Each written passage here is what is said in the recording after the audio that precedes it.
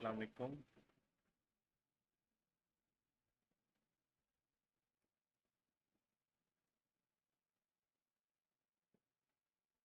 आवाज़ आ रही है आपको?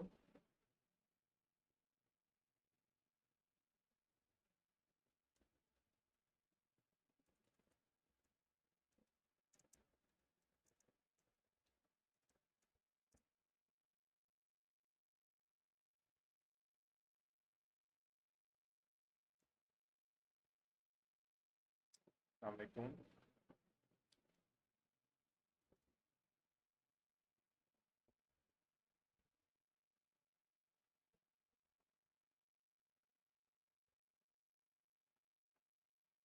अस्सलाम वालेकुम। आवाज़ आ रही है आपको? नहीं आ रही? थोड़ा सा इशू आ रहा है। मैं ना दोबारा स्टार्ट करता हूँ, एक सेकंड दे में। अच्छा, आ रही है।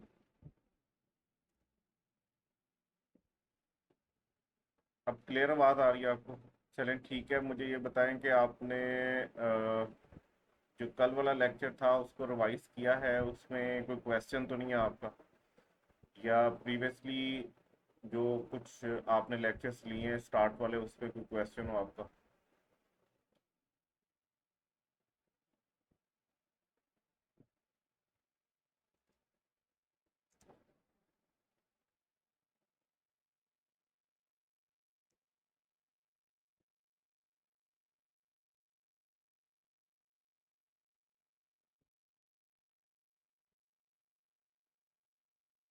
कोई क्वेश्चन नहीं है आपका?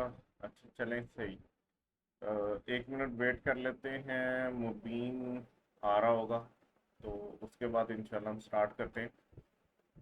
इस चैप्टर में से ये जो चैप्टर है इसके अंदर कोई क्वेश्चन हो, क्योंकि मैंने प्रीवियस लेक्चर भी इसका अपलोड कर दिया था, वो आपने देखा है, उसमें तो कोई क्वेश्चन नहीं है इनकम फ्रॉम अदर सोर्सेज में से।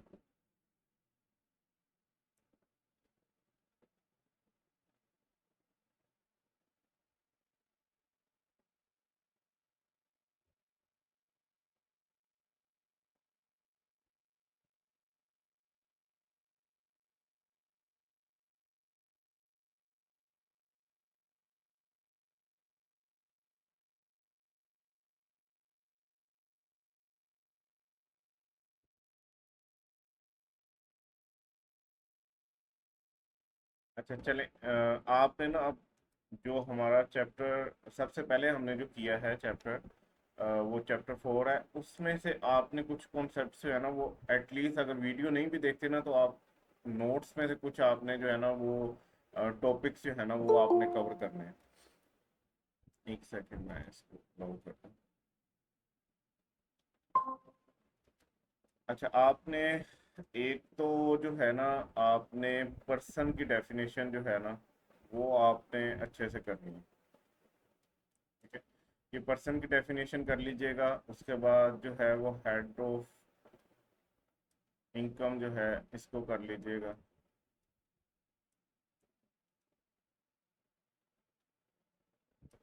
ये दो एटलीस्ट आपने ना लाजमी करने हैं, दो एरियाज। ये मेरे नोट्स में से आप कर लीजिएगा, तो ये लाजमी कीजिएगा। उसके बाद आज का लेक्चर स्टार्ट करते हैं। और कल हमने जो लास्ट पढ़ा था उसके मुताबिक हम कह रहे थे कि अगर कोई भी अमाउंट आप रिसीव करते हो, ठीक है, कोई भी अमाउंट जो है वो आप रिसीव करते हो लोन की सूरत में, any amount received as loan, ठीक है, लोन की सूरत में, या एडवांस की सूरत में, ठीक है, या deposit for issuance of share की सूरत में, या गिफ्ट की सूरत में। ठीक है, ये चार अमाउंट्स हैं। अब ये चार डिफरेंट कॉन्सेप्ट्स हैं, चार डिफरेंट रीजंस हैं जिसके लिए आप अमाउंट रिसीव कर सकते हो बाय अ पर्सन। मतलब कोई भी पर्सन रिसीव कर सकता है ये चारों पर्पसेस के लिए amount in a tax year from another. ठीक है, बैंकिंग कंपनी को छोड़ के, बैंकिंग कंपनी या फाइनेंशियल इंस्टीट्यूशन के लिए ये अप्लाई नहीं होता। ठीक है, otherwise than by cross cheque drawn on bank. मतलब अगर कोई भी बंदा है, चाहे वो एनटीएन होल्डर है या नॉट होल्डिंग एनटीएन वाला बंदा है, उसने इस सूरत में ही जमा करवाना है। अगर इसके अलावा करवाएगा तो उसकी अदर सोर्स इनकम में चला जाएगा। ठीक है। सो एक ऑप्शन तो ये है कि आप क्रॉस चेक के थ्रू करवाएं। क्रॉस चेक के थ्रू करवाएंगे तो आप एनटीएन होल्डर हैं तब भी काम चल जाएगा, एनटीएन होल्डर नहीं है तब भी काम चल जाएगा। या अगर आप एनटीएन होल्डर हैं और आप बैंकिंग चैनल के थ्रू करवाते हैं तो तब भी ठीक है। लेकिन अगर आपने ये दोनों ऑप्शन इस्तेमाल ना की, अदरवाइज देन इन दो ऑप्शन के आपने कोई तरीका इस्तेमाल किया, जैसे कैश की सूरत में आपने कर लिया, या नॉन एनटीएन होल्डर जो है वो बैंकिंग चैनल के थ्रू कर रहा है लेकिन क्रॉस चेक नहीं बना रहा, तो ये जो भी आपने अमाउंट रिसीव की है, चाहे वो लोन की सूरत में की हो, एडवांस की सूरत में की हो, deposit for issuance of share की सूरत में की हो, या गिफ्ट की सूरत में की हो, shall be treated as income from other source। इसको इनकम फ्रॉम अदर सोर्स समझा जाएगा उस टैक्स ईयर में। ठीक है, जिसमें आपने इसको रिसीव किए। ठीक हो गया। अब ये सारा जो है सेक्शन 3 जो आपको बता रहा है, ये सारा बता रहा है कि आपने इन चार पर्पसेस के अगेंस्ट कोई भी अमाउंट लेनी है तो वो ये देख के लेना कि वो जो आपको देने वाला है क्या वो एनटीएन होल्डर है या नॉट एनटीएन होल्डर है। ठीक है। और अगर एनटीएन होल्डर है तो फिर दो तरीकों से ले सकते हो, अगर वो एनटीएन होल्डर नहीं है तो फिर एक ही तरीका है। अच्छा, ये कॉन्सेप्ट आई थिंक आपको समझ आ गया होगा, कल हमने इसके ऊपर काफी डिस्कशन कर ली थी। अब जो मेन चीज है, हम इन चार चीजों को डिस्कस कर लेते हैं। ठीक है। गिफ्ट और लोन। ठीक है। अच्छा, सबसे पहले लोन पे चलते हैं। लोन क्या होता है कि लोन आप किसी से पैसे ले रहे हो, और पैसे लेके उसको आप बेसिकली हो सकता है कि विदाउट इंटरेस्ट पैसे हैं तो आप उसको वही प्रिंसिपल अमाउंट वापस कर दोगे जो आपने उससे लिया है लोन। और अगर वो आपने कर्जा लिया है सूद के ऊपर, या कर्जा आप जो है वो ले रहे हो सूद के ऊपर, तो कर्जे के ऊपर आपको जो है ना वो हो सकता है, एक तो आपने प्रिंसिपल अमाउंट वापस करनी है। ठीक है। प्लस आपने उसके ऊपर इंटरेस्ट या सूद भी देना होता है। ठीक है। तो कर्जा के बेसिकली ये मकसद है। अब कर्जा आप किसी से कैसे ले सकते हो? आप किसी बैंक से कर्जा ले सकते हो, आप किसी फ्रेंड से कर्जा ले सकते हो, आप किसी रिलेटिव से कर्जा ले सकते हो, आप जो है ना किसी से भी कर्जा ले सकते हो। बट कर्जा लेने के लिए ये शराइत है। ठीक है। अच्छा, अब ये शराइत बैंकिंग कंपनी या फाइनेंशियल इंस्टीट्यूशन पे नहीं होती, क्योंकि उनका तो काम यही चल रहा होता है कि लोग उनके पास डिपॉजिट लेके आ रहे होते हैं, उनके अकाउंट में पैसे वही कैश जमा करवा रहे होते हैं जिसके ऊपर वो उनको प्रॉफिट दे रहे होते हैं। सो इस बैंकिंग कंपनी और फाइनेंशियल इंस्टीट्यूशन को स्पेसिफिकली इस सेक्शन में से ही निकाल दिए गए। ठीक है। तो लोन वाला तो इजी था। अब आ जाते हैं deposit for issuance of share के ऊपर। अच्छा, deposit for issuance of share की जब हम बात करते हैं कि deposit for issuance of share होता क्या है, तो जब भी कोई कंपनी अपने शेयर इशू करना चाह रही होती है ना, तो वो कहेगी कि इसके बदले में ना आप हमारे पास कुछ पैसे रखवाओ, हमें कुछ पैसे दो ताकि हम आपको शेयर इशू कर सकें। ठीक है। तो जो डिपॉजिट वो आपसे मांग रही होते हैं ना कि हमने शेयर इशू करने से, एक कंपनी है, ये कंपनी है, इसके काफी सारे जो हैं वो शेयर होल्डर्स हैं। शेयर होल्डर्स हमेशा जो है ना वो दो से ज्यादा ही होते हैं, लेकिन अगर लिस्टेड कंपनी है फिर तो ये आप कह लोगे हजारों लाखों की तादाद में हो सकते हैं। जैसे एक कंपनी है, उसके ये 3 शेयर होल्डर हैं। अब ये कंपनी ने इन तीनों को पहले से कुछ शेयर इशू किए हुए हैं, इनको मजीद कुछ शेयर इशू करना चाह रही है कंपनी। ठीक है। तो कंपनी इनको क्या कहेगी कि भाई जिस जिसने शेयर्स लेने हैं ना, हमारे पास पहले पैसे जमा करवा दे, हम इतने शेयर इशू करने जा रहे हैं। ये जो तीनों लोग इनके पास पैसे जमा करवाएंगे ना, वो क्या है, वो बेसिकली डिपॉजिट है। किस मकसद के लिए है? इश्यूएंस ऑफ शेयर्स के लिए। ठीक है। तो ये देख लीजिएगा, इसको हम जो है वो करते हैं कि इसको हम बैंकिंग चैनल के थ्रू लेते हैं अगर हमारे शेयर होल्डर कौन हो, एनटीएन होल्डर हो। और अगर वो एनटीएन होल्डर नहीं है तो फिर तो क्रॉस चेक के थ्रू ही लेना है, लेकिन अगर एनटीएन होल्डर है तो दोनों ऑप्शन है। सो नॉर्मली आप मुझे ये बताओ, आपने जब आप शेयर कंपनी इशू करती है तो वो कंपनी की बैलेंस शीट में या प्रॉफिट लॉस में कहाँ पे नजर आते हैं शेयर्स?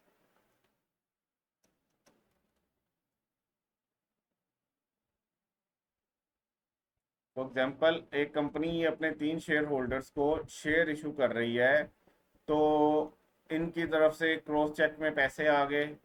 ठीक है। इनको शेयर इशू हो गए, तो ये कहाँ पे नजर आएंगे जो पैसे इनसे आए हमें?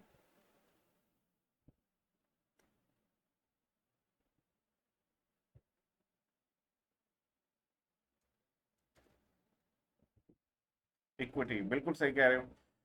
ये इक्विटी में नजर आ रहे होते हैं बैलेंस शीट में, ठीक है।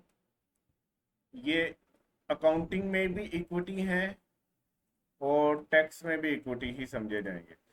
कब? जब आप उनसे पैसे ले रहे हो से क्रॉस चेक के थ्रू, आपने ये वाली जो पीछे हमने एक प्रोविजन पढ़ी है इसको पूरा कंप्लाई किया है, इसकी वॉयलेशन नहीं की। लेकिन अगर ये कंपनी इस बंदे से पैसे लेती है और ये भाई साहब जो है ये कैश में ले आते हैं और कंपनी इसको एक्सेप्ट कर लेती है और इसके बदले में इसको शेयर इशू कर देती है, तो हमारा ये जो सेक्शन था जो हमने पीछे पढ़ा है, ये कहता है कि अगर आपने कैश में ले लिए पैसे किस चीज के against, deposit for issuance of shares के अगेंस्ट, तो अब ये आपकी इक्विटी नहीं समझी जाएगी टैक्स के हिसाब से। अब ये आपकी क्या समझी जाएगी? इनकम समझी जाएगी, और इनकम फ्रॉम अदर सोर्स समझी जाएगी, और ये प्रॉफिट एंड लॉस में जाएगी। अच्छा, अब ये जो मैंने बात की है इसको आपने अच्छे से समझना है। हमारा जो इनकम टैक्स है ना, ठीक है, ये अलग अपने लिहाज से आपके अकाउंट्स बनवा रहा होता है, और जो हमारा अकाउंटिंग सिस्टम है वो अलग चल रहा होता है। अकाउंटिंग के अंदर स्टिल आप चाहे कैश में ले लो, आप क्रॉस चेक के थ्रू ले लो, आप बैंकिंग चैनल के थ्रू ले लो, अकाउंटिंग के अंदर स्टिल ये आपकी इक्विटी ही रहेगी। लेकिन जब हम टैक्स वालों को रिटर्न जमा करवा रहे होंगे ना, तो वहां पे हमने इसको इक्विटी नहीं शो करना, वहां पे अब ये हमारी इनकम बन गई। क्यों? क्योंकि इनकम टैक्स वालों ने कहा कि अगर तुमने deposit for issuance of share ले लिया, और वो जिस बंदे से आपने लिया है उस बंदे का एनटीएन होल्डर है, और आपने अदर देन क्रॉस चेक या बैंकिंग चैनल ले लिया, या उस बंदे का एनटीएन होल्डर नहीं है और आपने क्रॉस चेक के अलावा किसी भी सूरत में ले लिया, तो अब वो आपकी इक्विटी नहीं समझी जाएगी। हम उठा के उसको आपकी इनकम फ्रॉम अदर सोर्स में डालने लगे हैं। ये पॉइंट क्लियर हुआ है बच्चों?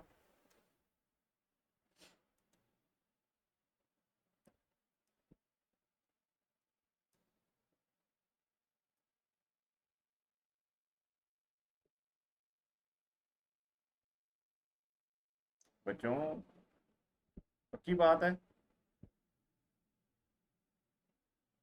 मुबीन, तो हो गया क्लियर? चलो, चलो गुड है। सो हमने कहा कि deposit for issuance of shares, अगर कोई कंपनी डिपॉजिट ले रही है तो वो कंपनी भी देखेगी कि मेरे शेयर होल्डर जो हैं उनमें से कौन एनटीएन होल्डर है, कौन नॉन एनटीएन होल्डर है। ठीक है, जो एनटीएन होल्डर है उससे आप बैंकिंग चैनल के थ्रू भी ले सकते हो या क्रॉस चेक के थ्रू ले सकते हो। लेकिन जो एनटीएन होल्ड नहीं करता उससे सिर्फ क्रॉस चेक के थ्रू लेना है और उसके अगेंस्ट ही उसको शेयर इशू करना है। अदरवाइज आप शेयर तो इशू कर दोगे, लेकिन वो आपकी इक्विटी में जाने के बजाय टैक्स पर्पस के लिए वो आपकी इनकम में चला जाएगा और आपकी इनकम समझी जाएगी। अब आ जाते हैं वहां पे एक और पॉइंट लिखा हुआ है जिसको हम कहते हैं एडवांस। ठीक है, अब एडवांसेस ना डिफरेंट टाइप्स के होते हैं। एडवांसेस जो हैं, एडवांस रिसीव जो हो रहा होता है, वो एडवांस एक तो इस तरह आ सकता है कि आप की एक फर्नीचर शॉप है, ठीक है, आप फर्नीचर शॉप है या इवन खाने पीने की शॉप है आपकी, ठीक है, फूड की कोई दुकान है, ठीक है। आपके पास एक बंदा आया है, उसने आपको कहा कि सर मुझे इस तरह का फर्नीचर चाहिए, ये मैं डिज़ाइन बनवाना चाहता हूँ। आपने कहा कि सर इस तरह का हमारे पास रेडी तो नहीं पड़ा, बट आप अगर मुझे कुछ पैसे दे जाएं तो मैं ऑर्डर पे आपके लिए बना दूंगा। अब वो आपको कुछ पैसे एडवांस दे गया। एडवांस क्या दे गया? किस चीज़ के अगेंस्ट? सेल ऑफ गुड के अगेंस्ट, ठीक है। या आपने कहीं पे जो है ना वो बुक शॉप खोली हुई है, तो आपके पास कोई बंदा आया, वो आपको कहता है कि सर मुझे इतनी किताबें चाहिए या ये चीज़ें स्टेशनरी की चाहिए। आप उसे कहोगे कि यार ठीक है, ये चीज़ें अगर आपको चाहिए तो आप पैसे दो, ले जाओ। वो कहता है सर मैं आपको ना थोड़े से पैसे पकड़ा जाता हूँ, बाकी पैसे मैं शाम को लेके आऊँगा और आपसे ये सारा सामान उठा के ले जाऊँगा। सो वो जो आपको कुछ पैसे दे रहा है एडवांस में, वो बेसिकली दे रहा है advance against sale of good. वो आपसे गुड्स खरीदना चाह रहा था, उसके बदले वो आपको पैसे दे रहा है। ठीक है, तो एक तो सूरत ये होगी कि एडवांस आपको रिसीव होता है किस चीज के अगेंस्ट? जब आप कुछ गुड बेच रहे होते हो उसके अगेंस्ट आपको कुछ पैसे मिलते हैं। अच्छा, फिर एक ये सिनेरियो हो सकता है कि आप लॉयर हो, आपकी एक प्रैक्टिसिंग फर्म है, आप वहाँ पे बैठे हुए हो, आपके पास कुछ आपके क्लाइंट्स आते हैं, ठीक है, वो कोई डाका टुक्का मार के आए हैं या चोरी चोरी करके आए हैं। वो कहते हैं कि सर भाई हमारे ऊपर ना केस हो गया है और आप ही हमें बचा सकते हो, क्योंकि इस पूरे इलाके के अंदर आप वाहिद बंदे हो जो लगता है कि क्रिमिनल्स को बचा सकते हो। सो आप उन्हें कहोगे बिल्कुल आपने मुझे सही पहचाना है, आप मुझे ऐसे करो कि थोड़ी सी फीस दो एडवांस में, मैं आपका केस स्टडी कर लेता हूँ, फिर मैं आपसे डिफरेंट टर्म्स के ऊपर जो है ना वो पैसे लेता रहूंगा। सो अब आपने क्या लिया, एडवांस लिया किस चीज के against, for rendering of services. ठीक है, आप लॉयर हो, आपने सर्विसेज देनी है, उसके लिए आपने कुछ एडवांस पैसे स्टार्ट में ले लिए। अब ये लॉयर हो गया, डॉक्टर हो गया, आपका जो है ना हेयर स्टाइलर हो गया, आपका जो चार्टर्ड अकाउंटेंट हो गया, ये सारे सर्विसेज दे रहे होते हैं। ठीक है, तो ये अगर कुछ पैसे स्टार्ट में ले लेते हैं एज एडवांस, तो वो भी एडवांस अगेंस्ट सर्विसेज में आता है। अच्छा, फिर एक तीसरा सिनेरियो हो सकता है। तीसरा सिनेरियो ये हो गया कि एक आप कंपनी के पास गए। ठीक है, आप कंपनी के पास गए, आप बल्कि खुद कंपनी है। ठीक है, आपके पास एक और कंपनी आई है, वो कहती है कि सर आपके ये जो हमारे वेयर हाउस में हमने देखा है बहुत अच्छी सी मशीनरी या प्लांट पड़ा हुआ है, हम इसको खरीद के अपने बिल्डिंग में लेके जाना चाह रहे हैं, हमने इस बिल्डिंग या मशीन सॉरी इस प्लांट या मशीनरी से हमने अपना काम स्टार्ट करना है। तो आप हमें ये बताएं कि ये कितने की है। जैसे आप उसको कहते हो कि ये 500 मिलियन की है। ठीक है, ये प्लांट या मशीनरी 500 मिलियन की है। तो आप उसे वो पूछता है कि भाई इसकी कोई गारंटी वगैरह है, आप क्या क्या करते हो, उसके बाद आप इसको क्या हमें इंस्टॉल करके दोगे, क्योंकि ये स्पेशलाइज किस्म की मशीनरी है, हम लोगों को यहाँ पे इंस्टॉल करवानी पड़ी, तो वो कोई बाहर से मंगवाना पड़ेगा अंग्रेज। तो क्या आप लोग जहाँ से इंपोर्ट करते हो, आप लोगों के पास ट्रेनिंग है, आप इस मशीनरी को हमें इंस्टॉल करके दे सकते हो? आप कहते हो बिल्कुल, हम आपको इंस्टॉल भी करके देंगे, उसके बाद हम आपको 2 साल जो है वो फ्री में इसकी मेंटेनेंस की सर्विस भी देंगे। ठीक है, सो अब आप कर क्या रहे हो, आप गुड्स भी बेच रहे हो। ठीक है, आप प्लस साथ उसके सर्विस भी दे रहे हो। अब जो आप इस प्लांट के अगेंस्ट पैसे ले रहे हो ना, ये 500 मिलियन, ये खाली उस प्लांट के लिए नहीं था, उस गुड के लिए नहीं था, प्लस उसकी सर्विसेज के लिए भी था जो आप एक्स्ट्रा उसके साथ दे रहे हो। इस सूरत में जब कोई काम होता है advance against sale of good and services, अगर आपने पैसे ले लिए हैं, ठीक है, तो इसमें दोनों चीजें आ रही हैं, गुड्स भी आ रही हैं और सर्विसेज भी आ रही हैं। यही सेम एग्जांपल हम ले सकते हैं कि अगर आपका आपके पास जो है ना, आप बिल्डिंग कॉन्ट्रैक्टर हो, आपके पास कोई बंदा आता है, मैंने अपना घर आपसे कंस्ट्रक्ट करवाना है, तो आप उसे कहोगे कि भाई क्या मैं मटेरियल भी खुद से लेके आऊं, जैसे ठेकेदार होता है, या आप मुझे मटेरियल देंगे और मैंने सिर्फ काम करना है, सर्विस करवानी है वहां पे, या मटेरियल भी मैं लेके आऊंगा तो फिर मैंने गुड्स भी देनी है, मतलब सारा मटेरियल बिल्डिंग मटेरियल भी देना है, प्लस मैंने वहां पे मजदूरों से काम भी करवाना है, तो मैंने सर्विसेज भी देनी है। तो अगर तो आप ऐसा काम कर रहे हो जहां पे गुड एंड सर्विसेज हैं, तो ये तीसरी एग्जांपल है। सो एडवांसेस तीन तरह के हो गए, एक एडवांस है अगेंस्ट सेल ऑफ गुड, एक है अगेंस्ट सेल ऑफ सर्विसेज, एक है जो एक साथ हो, एक कॉन्ट्रैक्ट की सूरत में हो जहां पे आपने गुड्स भी देनी है और सर्विसेज भी देनी है। ठीक है, ये तीन एडवांसेस है। अब ये जो हमारा सेक्शन था, सेक्शन 39, ठीक है, ये अप्लाई नहीं होता पहले दो केसेस में। ये जो दो केसेस है ना, जिनमें हमने कहा कि भाई हमने एडवांस पकड़ लिया अगेंस्ट सेल ऑफ गुड, या हमने एडवांस पकड़ लिया अगेंस्ट रेंडरिंग ऑफ सर्विसेज, तो यहाँ पे ये सेक्शन अप्लाई नहीं होता। यहाँ पे आपके लिए रिलैक्सेशन है, आप ले सकते हो कैश में भी। ठीक है, अब ये लिखा कहाँ पे हुआ है, अभी मैंने आपको ये लिखा हुआ नहीं पढ़ाया, अभी मैंने सिर्फ वो सेक्शन पढ़ाया, लेकिन मैं एडवांसेस का वर्ड समझाना चाहता था, इसलिए मैंने एडवांसेस का वर्ड समझाया, और मैंने आपको साथ ये भी बता दिया कि ये 39(3) जो है, ये पहले दो केसेस जो हैं उन पे अप्लाई नहीं होता। लेकिन जब कॉन्ट्रैक्ट्स की बात आ जाती है ना, कॉन्ट्रैक्ट्स का नॉर्मली तब यूज होता है जब आप गुड एंड सर्विसेज दोनों प्रोवाइड कर रहे होते हो, तो यहाँ पे ये सेक्शन बिल्कुल अप्लाई होता है। यहाँ पे कोई रिलैक्सेशन नहीं है और आप कैश में नहीं ले सकते। आपने पहले देखना है कि एनटीएन है या एनटीएन नहीं है। ठीक है, उसके बाद आपने उस हिसाब से उस बंदे से पैसे लेने। ठीक है, वो पैसे आप लोगे, अगर तो एनटीएन वाला है तो उससे आप जो है क्रॉस चेक या बैंकिंग चैनल के थ्रू ले लोगे, अगर एनटीएन वाला नहीं है तो सिर्फ क्रॉस चेक के थ्रू ले लो।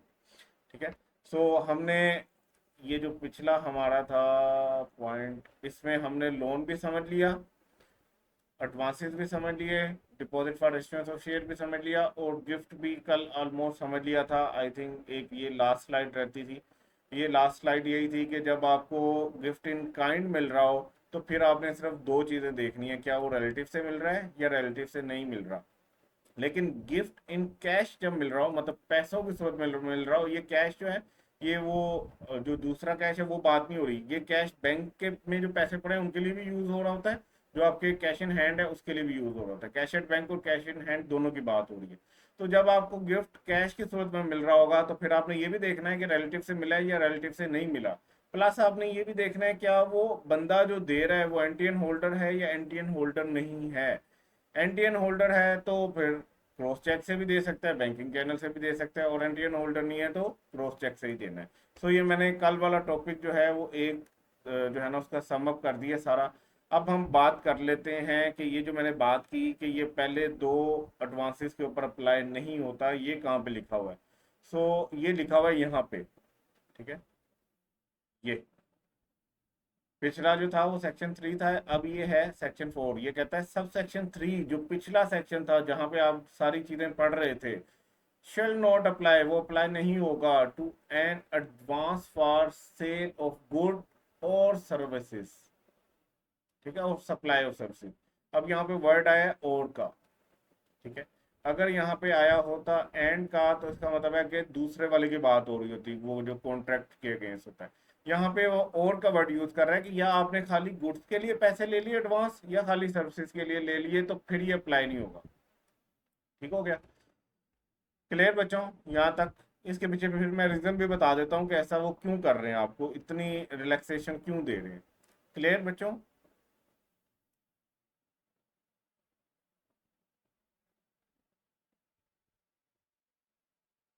ओके। अच्छा, ये रिलैक्सेशन देने के पीछे रीजन ये है कि आप सोचो कि आपने एक करियाने का स्टोर खोला हुआ है और आप वहां पे बैठे हुए हो, और दिन में कोई 1000 बंदे वहां पे आते हैं और वो आपसे 2-2, 3-3 सौ रुपए की चीजें लेके जा रहे हो। और उनमें से कुछ लोग ऐसे होंगे जो आपसे कहते हैं कि वहां पे जैसे कोई आंटी आ गई, उसने कहा ये भाई पकड़ना 20 रुपए, मैं बच्चे के हाथ जो है ना बाकी पैसे भेजती हूँ, ये मुझे ना आप 1.5 लीटर जो है ना जरा कोल्ड ड्रिंक दे दो, ठीक है। तो आपने गुड बेचनी है, उसके अगेंस्ट आपको वो आंटी जो है वो 20 रुपए देगी है, और आपने उसके अगेंस्ट जो है ना उसको चीज दे दी, तो अब आप क्या कहोगे, आप कहोगे एक सेकंड आंटी रुको, आप मुझे दे रही हो एडवांस, और इनकम टैक्स ऑर्डिनेंस कहता है कि जब आपने एडवांस लेना है तो या तो वो लेना है क्रॉस चेक से अगर आप एनटीएन होल्डर नहीं हो, या फिर आपने लेना है बैंकिंग चैनल से अगर आप एनटीएन होल्डर हो, क्रॉस चेक या बैंकिंग चैनल दोनों से। तो जरा आंटी मुझे बताएं आपका एनटीएन क्या है, ठीक है। तो आंटी कहेगी कि ये ले अपनी बोतल, मैं आगे वाले स्टोर से ले लेती, ठीक है। सो आप जब इस तरह का काम कर रहे होगे तो आपके पास इतने छोटे छोटी चीजें आ रही होती हैं, इतने छोटे छोटी अमाउंट के एडवांसेस आ रहे होते हैं कि आप उनके ऊपर ये सेक्शन अप्लाई नहीं कर सकते थे, ठीक है। तो इसके लिए आपको फिर रिलैक्सेशन दी गई, ठीक है। तो यही वो बात जो हम पहले पढ़ते रहे हैं उसी को दोबारा एक दफ़ा यहाँ से अगर आपने पढ़ना हो तो पढ़ लेना। कॉन्ट्रैक्ट से होते हैं ना नॉर्मली 3 टाइप्स के होते हैं जिसके अगेंस्ट आपको एडवांस मिल सकता है। एक contract for sale of good हो सकता है, एक रेंडरिंग ऑफ सर्विस हो सकता है, और एक कॉन्ट्रैक्ट होता है sale of good and services. अब यहाँ पे देखें, यहाँ पे क्या था, गुड्स और सर्विसेज और सप्लाई ऑफ सर्विसेज, यहाँ पे क्या है, गुड्स एंड सर्विसेज, ठीक है। तो ये 3 तरह के होते हैं, एक में एंड आता है, एक में और आता है। कि एक में क्या है, आप दोनों चीजें दे रहे हो, एक में या तो सिर्फ गुड दे रहे हो या सर्विस दे रहे हो, ठीक है। तो फर्स्ट टू कॉन्ट्रैक्ट के ऊपर जो है वो आप कैश की सूरत में भी ले सकते हो, और जो दूसरा है एंड वाला, उसमें सिर्फ आपने फिर वो जो प्रोविजन हमारी 39 डील करता है अदर सोर्सेज से, और उसका सब सेक्शन 3 जो लास्ट हमने पढ़ा है उसको आपने फॉलो करना है,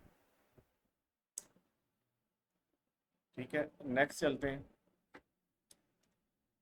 where any interest on investment in saving national saving deposit certificate including defense saving certificate is paid to a person in areas, ठीक है। As a result, the person is charged at higher rate of tax than was applicable if the profit was paid to the person in the tax year to which it relates. The person may by notice, ठीक है, in writing to the commissioner elect for the profit to be taxed at the rate was applicable if the interest were paid to the person in a tax year to which it relates। कुछ समझ नहीं आई होनी, पक्की बात है। इसको एक दफ़ा आप लोग खुद पढ़ लो, उसके बाद मुझे बताना है कि आप लोगों ने रीड कर लिया है, फिर मैं इसको समझाता हूँ। एक दफ़ा इसको रीड कर लो, अगर कुछ समझ आती है तो मुझे बताना।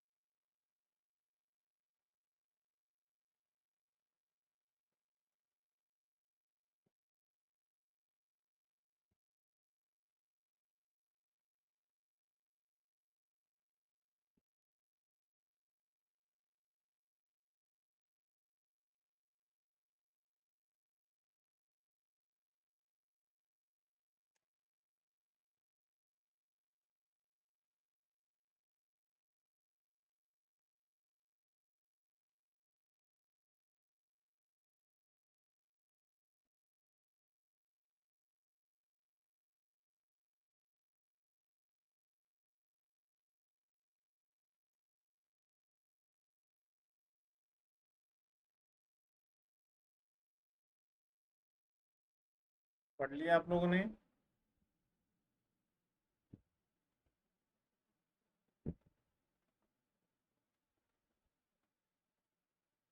मुबीन, ठीक है। अच्छा, बात हो रही है यहाँ पे कि आपको कोई इंटरेस्ट मिला है। ठीक है, इंटरेस्ट का मतलब क्या है? इंटरेस्ट का मतलब होता है सूद। आपको कोई सूद मिला है किस चीज़ के ऊपर? इन्वेस्टमेंट इन नेशनल सेविंग डिपॉजिट सर्टिफिकेट्स।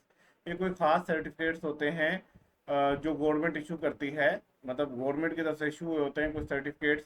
ये कागज़ के टुकड़े होते हैं जो आपने खरीदने होते हैं, जैसे बॉन्ड्स होते हैं आपने खरीदने हैं गवर्नमेंट से, जिसको कहते हैं नेशनल सेविंग डिपॉजिट सर्टिफिकेट्स। ठीक है, जो गवर्नमेंट ने स्पेशली बनाए हैं खास इंटरेस्ट रेट के ऊपर उन लोगों के लिए जो थोड़ा बहुत सेविंग जो है वो उसके ऊपर पैसा कमाना चाहते हैं।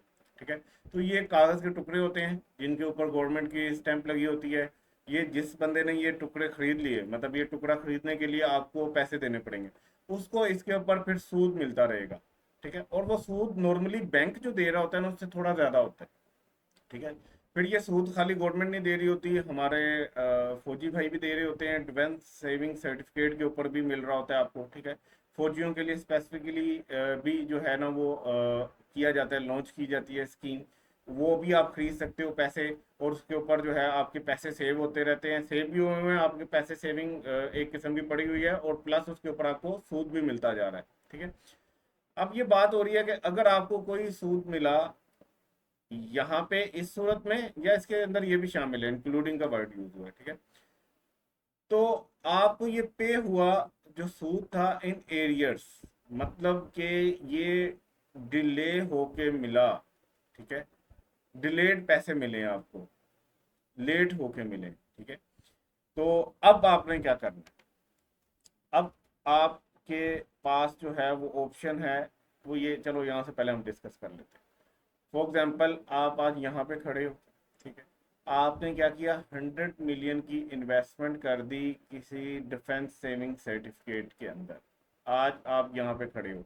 यहाँ पे क्या डेट होगी? इसे हम कहते हैं 1 जुलाई 2021। ठीक है, ये पूरा साल गुजर गया, आपका 30/6/2020 आ गया। फिर पूरा साल गुजर गया, आपका 30/6/2021 आ गया। और फिर पूरा साल गुजर गया, आपका 30/6/2022 आ गया। अब आप इस डेट को गए, ठीक है, और आपने कहा कि भाई मुझे मेरे जो पैसे मैंने इन्वेस्टमेंट की हुई है सेविंग डिफेंस सेविंग सर्टिफिकेट में वो मुझे वापस कर दें। तो उन भाई साहब ने आपको जो है ना ये पैसे वापस किए। अब आपने इन्वेस्ट कितना किया था? 100 मिलियन। आपको पैसे कितने वापस मिले? 115 मिलियन। तो इस 115 के अंदर बेसिकली 100 मिलियन तो वही है जो आपने यहाँ पे इन्वेस्ट किया था, मतलब ये तो आपकी प्रिंसिपल अमाउंट है। ये जो बाकी आपको 15 मिलियन मिला है ये बेसिकली इंटरेस्ट मिला है। ठीक है, अब इंटरेस्ट क्या होता है? वो आपको मंथली बेसिस पे भी मिल सकता है, सेमी एनुअली भी मिल सकता है, क्वार्टरली भी मिल सकता है, एनुअली भी मिल सकता है। मतलब ये आपको इंटरेस्ट कहीं यहाँ पे मिल जाना चाहिए था, यहाँ पे मिल जाता, यहाँ पे मिल जाता, यहाँ पे मिल जाता, फिर इसी तरह आप चलते रहते और यहाँ पे मिल जाता। लेकिन ये डिले हो गया। ये 15 मिलियन आपको नहीं मिला, इसके पीछे कोई भी रीजन हो सकती है। से कि आप कहीं पाकिस्तान से बाहर चले गए थे। ठीक है, आपका बाहर जाने की वजह से आपका एनटीएन अपडेट होना था, वो एनटीएन अपडेट नहीं हुआ, जिसकी वजह से आपका बैंक अकाउंट जो है वो डोरमेंट हो गया। अब बैंक अकाउंट डोरमेंट है, उसमें अंदर ट्रांजैक्शन नहीं हो सकती। तो ये जो नेशनल सेविंग सर्टिफिकेट वाले थे या डिफेंस सेविंग सर्टिफिकेट वाले थे, ये वो इंटरेस्ट आपके अकाउंट में डिपॉजिट नहीं करवा सके। ठीक है, या आपने जब ये इन्वेस्टमेंट की तब आपने बैंक अकाउंट नंबर दिया होगा इनको कि इसके अंदर पैसे भेजते रहना। आप वो बैंक अकाउंट बंद करवा के कहीं चले गए। ठीक है, कहीं दुखी हो गए, कहीं नुक्कड़ पे बैठ के, और आपका फ़ोन नंबर भी बंद है। आपको ये लोग कॉल करते रहे कि भाई आपका इंटरेस्ट आया है, वो किस अकाउंट में जमा करवाना है, जो आपने हमें अकाउंट नंबर दिया है वो बंद हो गया है, बट आप कॉल नहीं उठा रहे।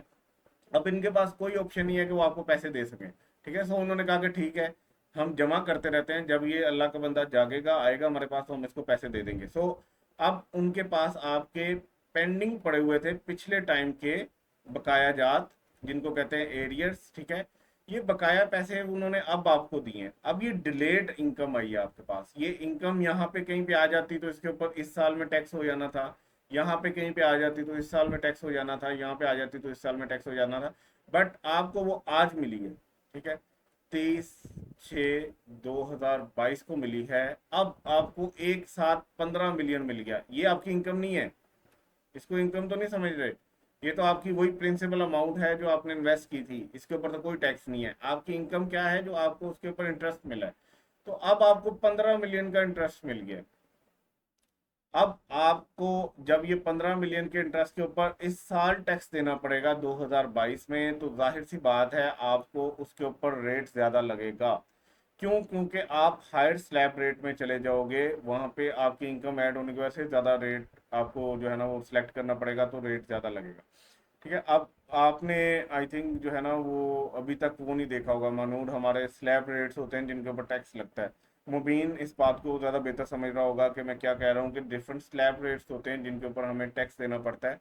तो जब आपकी इनकम एकदम से एक साल में आ गई, तो अब आपको हायर स्लैब रेट के ऊपर टैक्स देना पड़ेगा। ठीक है, इस काम से बचने के लिए आपको जो है ना वो एक ऑप्शन दी गई कि अगर आपको इंटरेस्ट मिल जाए किसी नेशनल सेविंग सर्टिफिकेट या डिफेंस सेविंग सर्टिफिकेट पे एरियर्स की सूरत में, पिछला बकाया जो पड़ा था वो भी आपको अब मिल गया, तो इसकी वजह से क्या होगा, as a result person is charge at higher tax rate. ठीक है, हायर रेट ऑफ टैक्स उस पर लग जाएगा।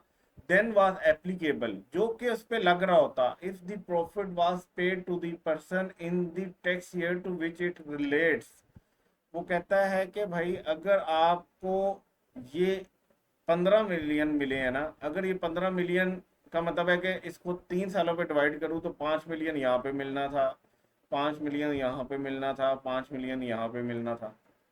अगर हम ये देखते कि ये 5 मिलियन इधर मिलता, तो इसके ऊपर कम रेट लगना था क्योंकि अमाउंट कम थी, यहाँ पे भी कम लगता, यहाँ पे भी कम लगता। ठीक है, लेकिन अब ये सारे का सारा जब यहाँ पे एक साथ आप ले रहे हो, तो अब तो जाहिर सी बात है ज्यादा रेट लगेगा आपको, स्लैब ही आप साइड में जा सकते हो जिसकी वजह से ज्यादा रेट लगेगा।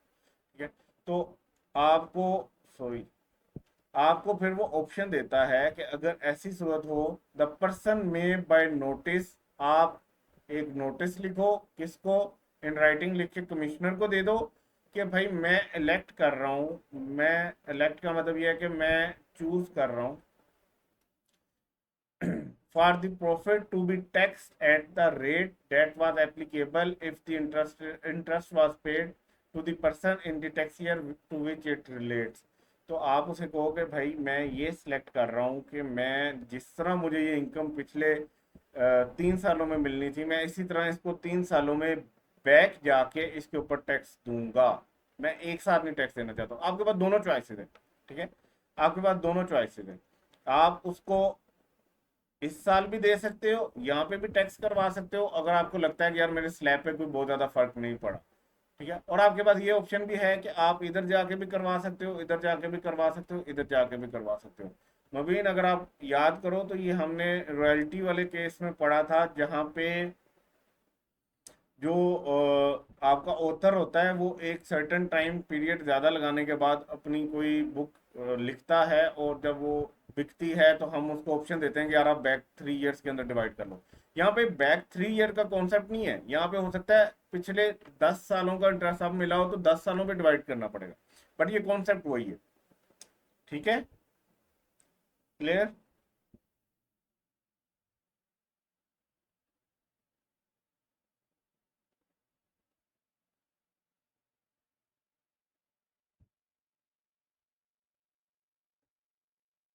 ठीक है, तो अब आपके पास दो ऑप्शन है इस सूरत में, ये जो ऊपर वाली ऑप्शन है इसमें आपके पास दो सूरतें हैं। आप टैक्स दे सकते हो 15 मिलियन पे टैक्स ईयर 2022 में, या आप टैक्स दे सकते हो each year from which it relates, जिस साल से ये रिलेट करता है, मतलब ये 5 मिलियन रिलेट करता था 2020 से यहाँ पे। ठीक है, और 2021 में भी 5 मिलियन था। ठीक है, यहाँ पे, और फिर इसी तरह 2022 में भी। सो आपके पास दोनों ऑप्शन, आपके ऊपर कोई कंपल्सरी रिक्वायरमेंट नहीं लगाई गई, तो कहते हैं भाई आपने हमें बता देना है।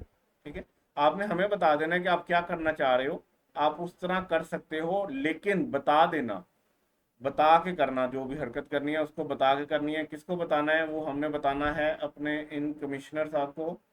कमिश्नर साहब जो एफबीआर के कमिश्नर होंगे, और कैसे बताना है, इनको नोटिस देना है इन राइटिंग, ठीक है।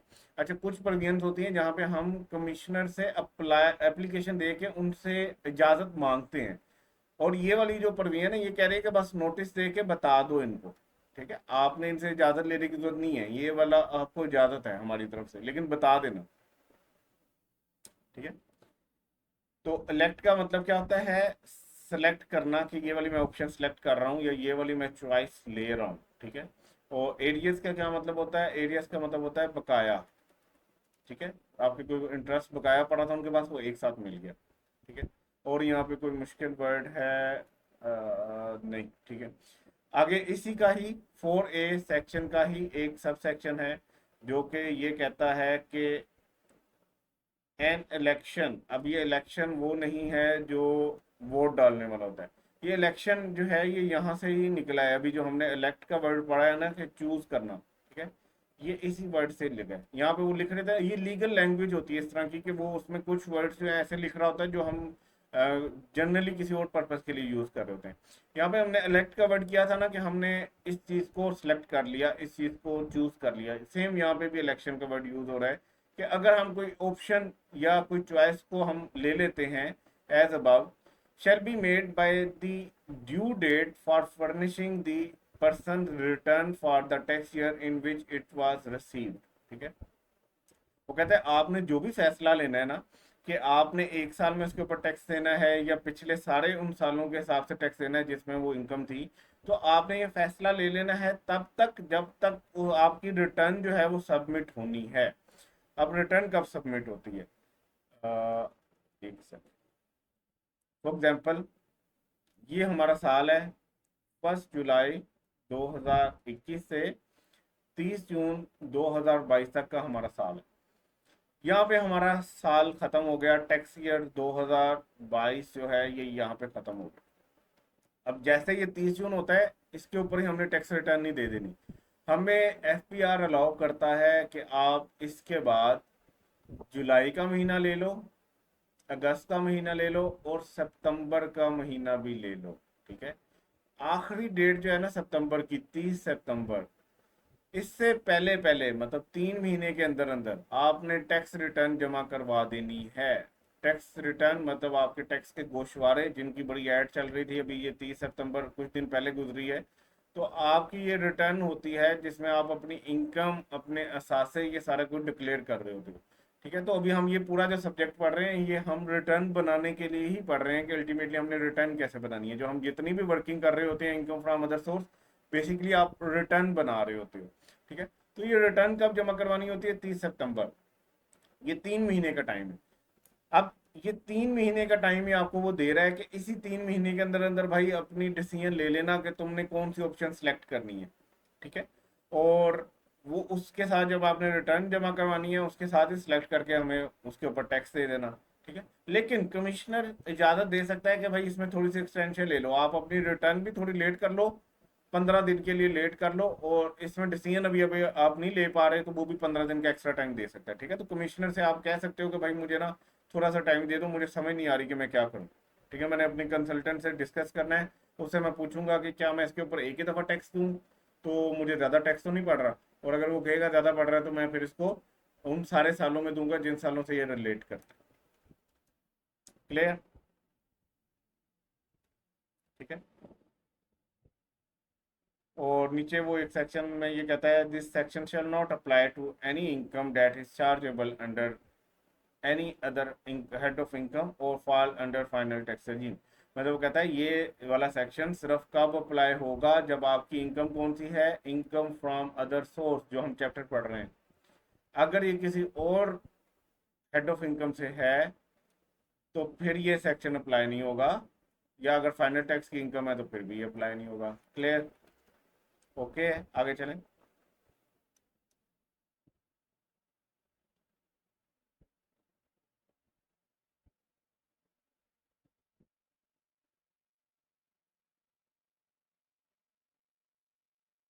हाँ, यहाँ पे यार वहाँ पे टोटल 3 साल बन जाते ना ऑथर में, ऑथर में तो स्पेसिफिकली बताया गया था कि आप 3 सालों में कर लो। यहाँ पे जितने सालों से ये इनकम रिलेट कर रही है उसको उतना पीछे ले, ठीक है। तो यहाँ पे वो स्पेसिफिकली कुछ नहीं बताया हुआ, जितना पीछे लेके जाना चाहते हो, जितने सालों से वो इनकम रिलेट करे उस साल में उसको बना लो उसका पार्ट। ठीक है, इजाजत है आपको। ठीक है मुबीन, आगे चलूं?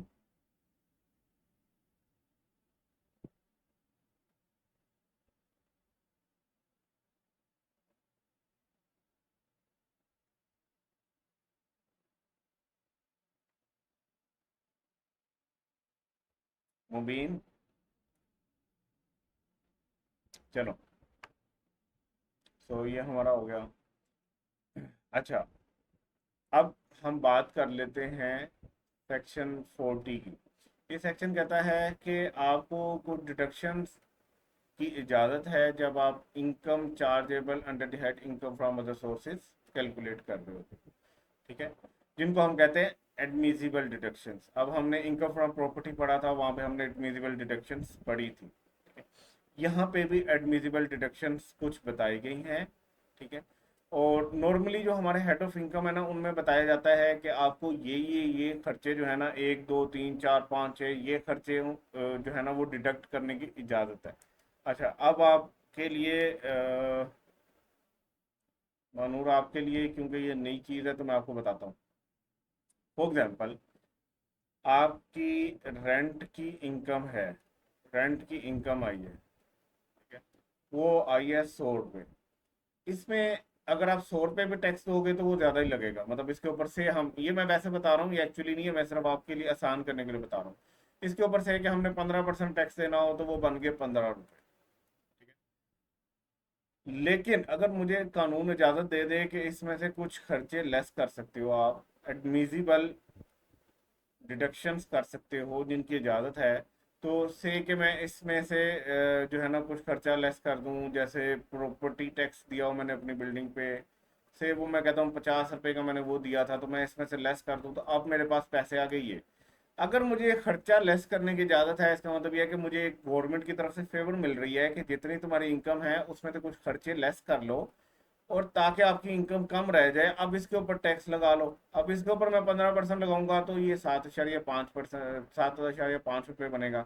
इसका मतलब ये कि मेरे फायदे की बात हो रही है। जहाँ पे हमें डिडक्शंस की बात की जाती है, बीइंग कंसल्टेंट, हम जब चार्टर्ड अकाउंटेंट बनने के बाद कंसल्टेंट होते हैं तो हमने इन्हीं एरियाज को देखना होता है कि भाई कहाँ कहाँ हमारे क्लाइंट को फायदा मिल सकता है। ये डिडक्शंस हैं जो हम अपने क्लाइंट की इनकम में से लेस कर सकते हैं, जिसके बाद उसको कम टैक्स देना पड़ेगा और वो खुश होगा। ठीक है, तो यही हमारा काम है। हम एडवाइजर होते ही इसलिए हैं कि हम उसको एडवाइस कर रहे होते हैं कि यार इन इन एरियाज में से कोई डिडक्शंस हैं जो तुम क्लेम कर सकते हो और अपनी इनकम पे कम टैक्स दे सकते हो।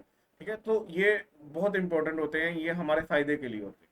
ठीक है, बीइंग टैक्स पेयर भी हमारे फायदे के लिए होते हैं और बीइंग कंसल्टेंट भी हमारे फायदे के लिए होते हैं। इसी से हमारी दुकान चलती है। ठीक है, तो इन एरियाज के ऊपर ज़्यादा फोकस करना होता है। यही एरियाज ट्रिकी भी होते हैं।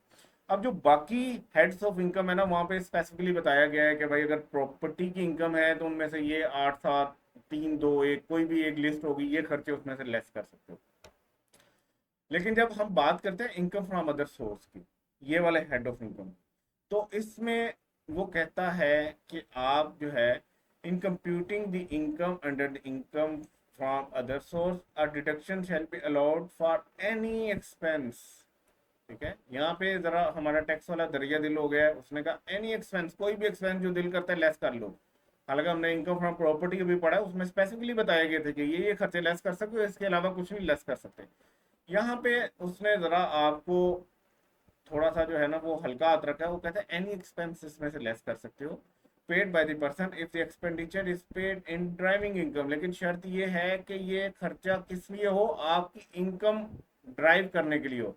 अब ये ड्राइविंग जो है ना, ये वो वाली नहीं है गाड़ी वाली। ये मुबीन भी गाड़ी वाली समझ रहा था स्टार्ट में। ठीक है, ये आपका स्टेयरिंग वाली ड्राइविंग नहीं है। ये ड्राइविंग इनकम का मतलब ये है कि इनकम को हासिल करने के लिए कुछ खर्चे किए, उसको ड्राइव करने के लिए, उसको इनकम को अर्न करने के लिए कुछ खर्चे किए।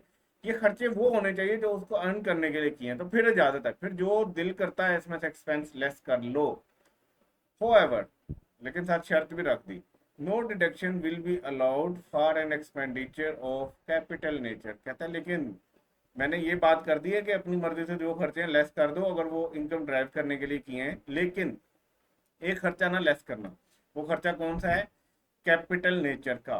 कैपिटल नेचर का खर्चा कौन सा होता है? आपने अकाउंटिंग में शायद पढ़ा हो, एक्सपेंडिचर होता है कैपिटल नेचर का, अगर उसकी normal useful life more than 1 year हो तो हम उसको कहते हैं कि ये फिक्स एसेट है या कैपिटल एक्सपेंडिचर है।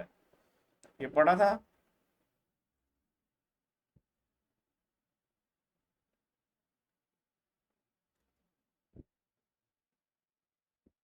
सही है।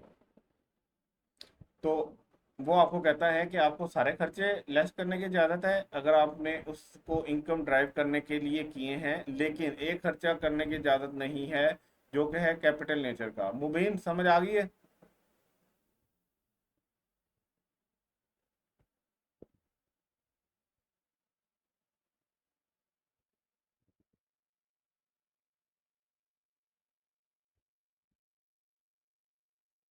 सारे लेस करने की परमिशन नहीं ना दी उसने। कहा कि फॉर एग्जाम्पल आपने जो है ना वो कोई इनकम ऐसी है जो आपकी इनकम आ रही है अदर सोर्स की। हम ना यहाँ से देखते हैं, एक सेकंड, कोई लिस्ट में से हम देख लेते हैं। आपके पास है ना नोट्स, उसमें से कोई लिस्ट में से मुझे इनकम बताओ ताकि हम उसके बारे में बात करें। हमने कहा था कि अ, अच्छा, रेंट फॉर सब लीज ऑफ लैंड या बिल्डिंग की बात कर लेते हैं, ठीक है? रेंट फॉर सब लीज ऑफ लैंड या बिल्डिंग की बात कर लेते हैं। तो आपने ना ये वाला मैंने वैसे पढ़ाया हुआ है, पता नहीं, आप यहाँ पे कर लेते हैं, कोई खाली स्लाइड मुझे मिलेगी तो मैं करूँगा। आपको पता है कि इनकम फ्रॉम सब लीज ऑफ बिल्डिंग जो है वो कौन सी इनकम है? इनकम फ्रॉम अदर सोर्स में आती है, ठीक है? अब ये आपकी बिल्डिंग थी। बिल्डिंग क्या थी कि आपने एक जगह पे किसी से किराए पे बिल्डिंग ली, ठीक है, रेंट पे बिल्डिंग ली, उसका ऊपर वाला फ्लोर खाली था। आपने पूरी बिल्डिंग किराए पे ली हुई थी, आपने वो जो खाली फ्लोर था वो आगे किसी को रेंट पे दे दिया। अब आपने जो बिल्डिंग ली थी ना उसका रेंट दो हिस्सों में ये था कि नीचे वाले फ्लोर का रेंट 10,000 था, ऊपर वाले फ्लोर का रेंट 10,000 था, तो टोटल आप 20,000 जो थे वो रेंट दे रहे थे पूरी बिल्डिंग का, ठीक है? अब आपने जब ये रेंट पे चढ़ाया तो आपने 15,000 का रेंट पे चढ़ा दिया। अब जब आपने 15,000 का रेंट पे चढ़ा दिया तो आपकी इनकम कितनी आ रही है? इनकम फ्रॉम अदर सोर्स में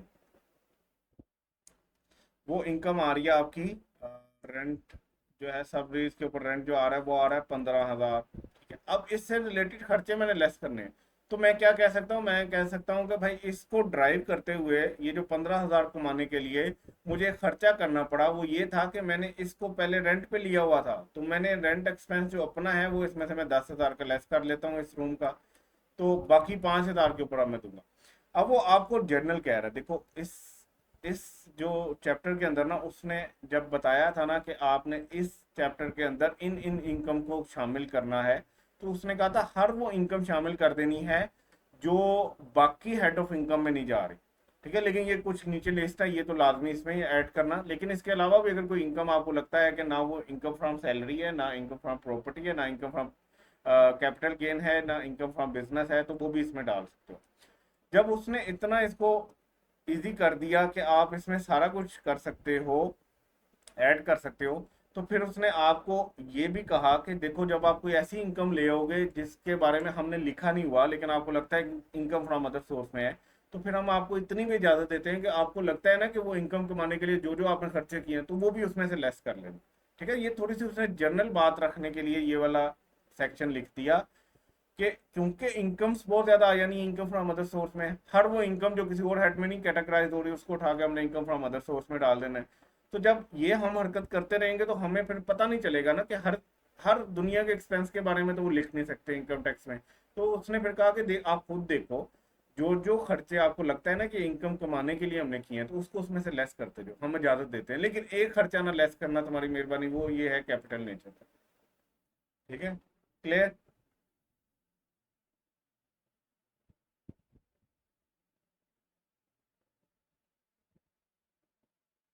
अच्छा, अब इंशाल्लाह हम ये अपने नेक्स्ट लेक्चर के अंदर इस चैप्टर को कंप्लीट कर देंगे, ठीक है? अभी मैं बस ये लास्ट काम करवा रहा हूँ कि ये आपको बता देता हूँ, ठीक है? दो सोर्सेज को ना हम या हेड्स को देखते हैं, एक है इनकम फ्रॉम बिजनेस और एक है इनकम फ्रॉम अदर सोर्स। ठीक है, इन दो हेड्स को देखते हैं। कुछ आपके खर्चे होते हैं रेवेन्यू एक्सपेंडिचर। ये रेवेन्यू एक्सपेंडिचर और कैपिटल एक्सपेंडिचर में फर्क पता है आप लोगों को बच्चों?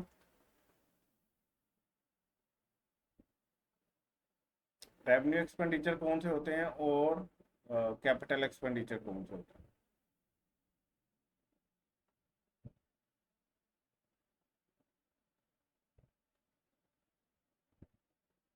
ठीक है, रेवेन्यू एक्सपेंडिचर बेसिकली आपके डे टू डे एक्सपेंसेस होते हैं। ठीक है, तो इनको आपको लेस करने की इजाजत है इनकम फ्रॉम बिजनेस वाले हेड में भी और इनकम फ्रॉम अदर सोर्स वाले हेड में भी।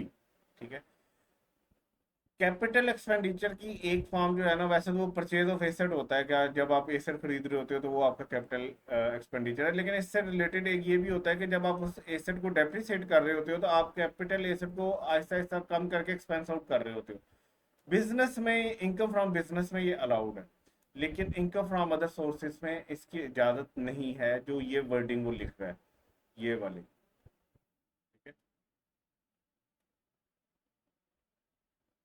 ठीक है, लेकिन इसके ऊपर भी आपको इजाजत देगा एक स्पेसिफिक पॉइंट पे जाके। चलो आज का लेक्चर खत्म करते हैं इंशाल्लाह। अब एक आधा टॉपिक रह गया है, तो इंशाल्लाह मंडे वाला जो हमारा लेक्चर होगा इसका, उसमें ये हम अपना चैप्टर कंप्लीट कर लेंगे। ठीक है, मुबीन कोई चीज़ इसमें पूछनी हो आपने? मुबीन पहले अच्छा खासा बोलता था, मुबीन अब चुप हो गए। मुबीन किधर गए हो? पक्की बात है, सारा क्लियर है इंशाल्लाह। हम मंडे को इस चैप्टर को कंक्लूड कर लेंगे। आपने इसके नोट्स मैंने आपके साथ शेयर कर लिए थे, एक दफ़ा रिवाइज कर लेना। क्वेश्चन भी हैं थोड़े बहुत प्रैक्टिस के, वो भी देख लेना। पीछे वाले दो चैप्टर्स हैं उनको भी रिवाइज कर लेना। तो इंशाल्लाह मंडे को मिलते हैं। अपना ख्याल रखिएगा। अल्लाह हाफिज़।